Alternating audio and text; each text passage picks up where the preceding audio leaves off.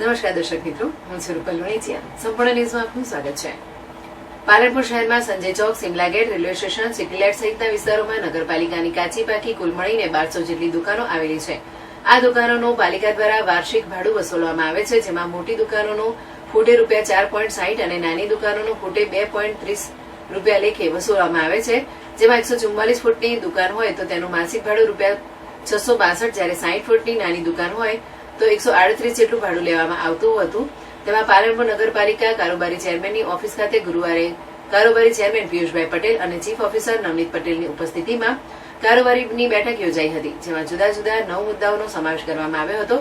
જેમાં સૌથી અગત્યનો મુદ્દો નગરપાલિકાની ભાડાની આપેલી દુકાનોમાં ભાડામાં બેઝિક રેટમાં ₹2નો વધારો કરવામાં આવ્યો છે, જેથી 144 ફૂટની દુકાનનું માસિક ભાડું 662 વસૂલવામાં આવતું હતું, તેની જગ્યા પર હવે 950 વસૂલવામાં આવશે.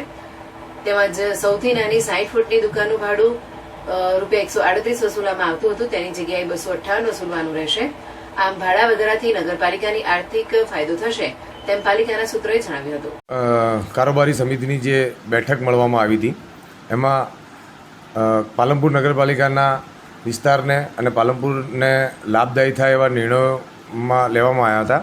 જેમાં સૌથી એક મહત્ત્વનો નિર્ણય એવો લેવો કે પાલનપુર નગરપાલિકાની આપણે 1200 જેવી મિલકતો જે છે જેના આપણે અંદાજિત વર્ષે 50 લાખ રૂપિયાની જે આવક થાય છે એના ભાડાદરમાં આજે એક વધારો કરવામાં આવ્યો છે, જેથી પાલનપુર નગરપાલિકાને એક થોડો મહત્ત્વનો ફાયદો થઈ જાય એમ છે.